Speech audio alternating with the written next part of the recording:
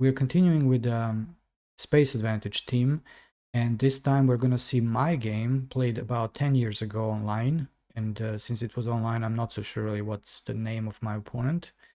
The game started with d4, d5, c4, e6, knight c3, knight f6, and bishop g5. This is how I typically open as white. Then we got c6, which is, in my opinion, not really as accurate as bishop e7 or knight bd7. The reason is simply that black wants to hold the c7 pawn there in order to push maybe c5 in one take. e3, bishop e7, knight f3, h6, bishop h4, castles, queen c2, knight a6. Now this is actually quite strange. I was thinking, well, what is the point of this move? I mean, of course, after each move, the opponent that confuses you, you need to be asking the question like, what is the point of my opponent's last move? And in my opinion, this is the bad move, but its intention is to wait for my bishop d3 so they can play knight b4 and take my bishop. That is very powerful actually in this structure when I have dark square pawns. So they want to play knight b4 eventually once I develop my light square bishop, and therefore we had a3. I'm not promoting this type of play when you actually want to prevent a single threat that is not even yet there, realistically speaking, but my a3 serves really well for the purpose of d takes c, bishop takes c4, b5. I'd like to hide my bishop on a2. That's another reason for this a3. Okay, we got knight c7, and all this maneuver with the knight, I'd like to explain why it is not good at all for black.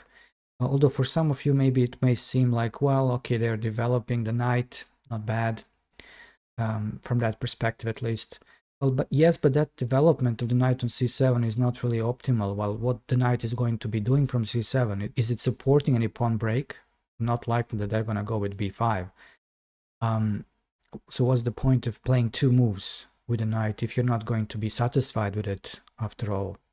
The knight actually was standing much better on this d7 place, because in that case they would be fighting for the center and space that I kind of surrendered in the opening, playing this structure, having the structure e6, c6, d5 versus c4, d4, e3. You see, from looking at the structure, you can say that white has a little space advantage because it's symmetrical, but only the c pawn is a little bit ahead and black's pawn on c6.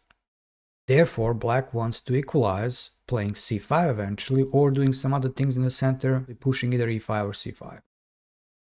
Okay, knight a6, a3, knight c7, rook d1. So the purpose of placing the rook on d1, I want to make it clear, is that we are fighting as white, fighting against black's opportunities to free their pieces by pushing e5 or c5 eventually. The rook on d1 is serving really well, eyeing this black's queen. So we're making it difficult for the opponent to get free, get the space back, or equalize. Here we had knight c2e8, which is really strange. I mean, the knight is playing for the third time. Then you can see that there is a little point at least. The knight is heading to d6, and after that maybe to e4, which I still don't really see as a powerful threat or something to create any concern in white's thinking. But okay, it's some sort of an idea. And now we can either allow this to happen and make some sense of that, this maneuver, let's call it that way. But also we can just go c5. And this is not a popular way of playing as white. We are basically losing the tension that we created in the center. The d5 pawn is not anymore under any kind of pressure. And that means that the e6 pawn doesn't need to stay there on e6 square. It can actually be moved to e5. And thus black is kind of with open hands to strike in the center. And that's typically better than creating a flank attack, which white is launching here with c4, c5. So principally this is not the best thing for white to try, but sometimes of course you can go a little bit away from the principles if you see the reason behind your moves. And what are we accomplishing by pushing to c5? Well, we are basically not allowing the knight, and we're making fun of this knight on e8, which made 3 moves previously just in order to be completely restricted by the pawn on c5, plus this bishop is restricted by the pawn on c5, and there is no clear way of pushing e5 for them. So that's the kind of thinking behind this decision of pushing c5. Every pawn push you need to really seriously think through before you make those kind of decisions, because the pawns cannot go backwards, of course, you know that. Now we had knight h7. This is an offer to trade bishops, which in general is not a bad idea when you are lacking space, which is the case with black in this position. Trading pieces is one of the ideas. The other idea is to try to equalize with space. That means that you'd like to push your pawns and make some space for your pieces. Now, if they're not able to do that, they're just going to try to trade pieces and make it simpler and easier for their remaining pieces in their camp. On the other side, when you look at it, you can say, well, as black, you're not that happy trading dark square bishops because you have light square pawns everywhere. So basically, black is going to stay with the bad bishop. Now, as white, we can either take it and say, okay, we traded the bad bishop, but our bishop is not actually bad, although we have dark square pawns. It took some time, really, in my career to realize this thing, that even though I have dark square pawns and dark square bishop, it doesn't mean that my dark square bishop is, by default, like a bad piece. If it's, you know, outside of the pawn chain, it's fine. It's actually a very good piece, because we can control the dark squares here, together with our pawns. We're not being obstructed by our own pawns. And now the decision of not trading is based on the idea that when you have more space, this is one of the critical things, when you have more space, you don't want to trade pieces. Your opponent on the other side wants to trade pieces. You are, of course, opposing it and trying to keep pieces on the board, thus making them actually less comfortable. You see, look at this bishop. It doesn't allow the queen to step on e7. The rook is not being able to go to e8 because of the knight. The knight is going to go to f8 because of the rook standing that way. And if the bishop goes to f6, then the knight is deprived from that square, or the other knight is going to... So all these black pieces are stepping on each other's toes, and it's not really fun to be leading black pieces here. Therefore, we got knight g5. So these knights of black are really playing a serious role in this game. But what should we do as white? Should we trade or avoid it? Well, again, of course, we'd like to avoid trading, and therefore knight e5. Getting to the center of the board, it's not dangerous at all, because there is no point of playing f6 and weakening g6 square for black. So we are seeing that as a great opportunity now for white to centralize and avoid trading, of course.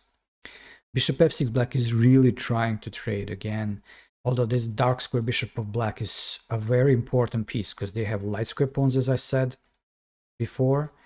And in case you have light square pawns, you're suffering on the dark squares typically. And when you're intending to, or you're about to trade your dark square bishop, you're going to really be in a risky situation of losing completely losing control of the dark squares.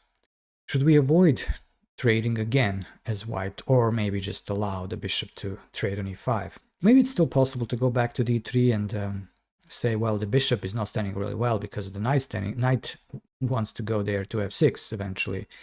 But also we can allow the bishop to take the knight, playing f4, attacking their knight on g5, asking question about it.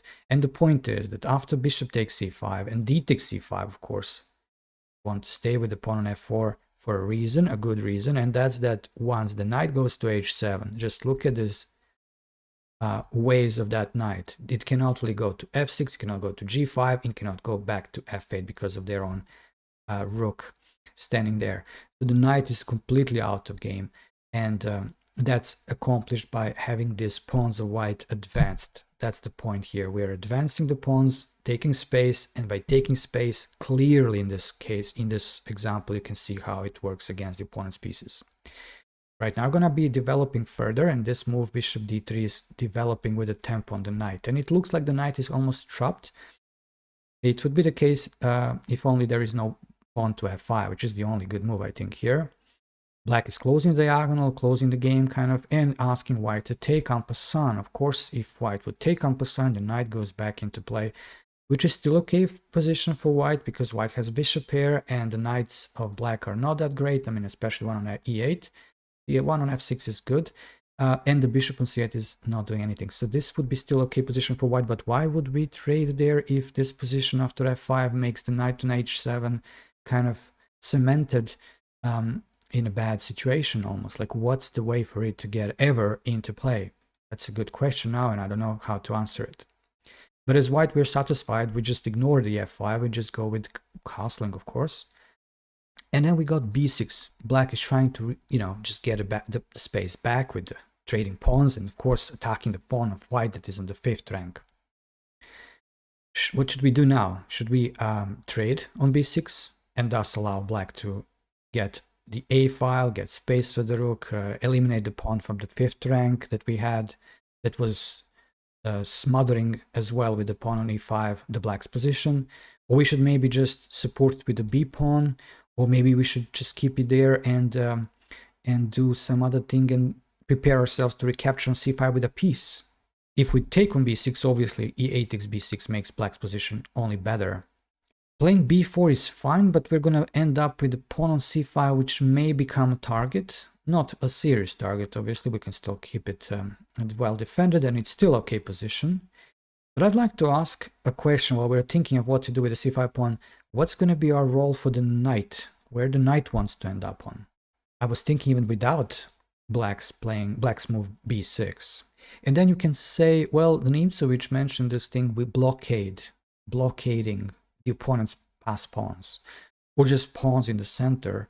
And in this case, black's d5 pawn is something that we can look at and say, well, there is a potential of pushing it forward, which doesn't cause any kind of serious trouble for white, but why would we allow that to happen? We can just bring something there, and that something would be also centralized. Now, if we'd be thinking of what to bring there, if we'd be putting a rook there, the rook is not going to increase activity from that place. It's going to be it's going to be active the same way as it was before. We'd put the bishop here, it would also not be that great, although it's hard to get a bishop there. And then you come to the idea, well, why not to put a knight? The knight from that place would be attacking two weak pawns of black at the same time. It would be in the center of the board, inflicting such pressure in the opponent's camp. And therefore we can be thinking of playing knight e2. Now we're defending this pawn with a queen. In case b takes c, queen takes c5, we're basically putting pressure on the c6 weakness. We are not helping black to free themselves from our pawns in their camp. We still have this beautiful e5 pawn that is completely smothering them. And now we'll be having a piece like a queen in their camp on a weak spot c5, inflicting pressure further in the opponent's camp. So the knight e2 makes sense, because the knight is going to be centralized soon. We're finding the best places for our pieces, along with keeping the situation with the pawns and space under control. Bishop d7, black has nothing that great to do. Knight e4 finally, and then b5. Black is just saying like, okay, I cannot really profit from taking on c5. I'm just bringing white's pieces into better position. So let's just close the queen side. Now this is not a good decision because that kind of deprives them from any kind of counterplay.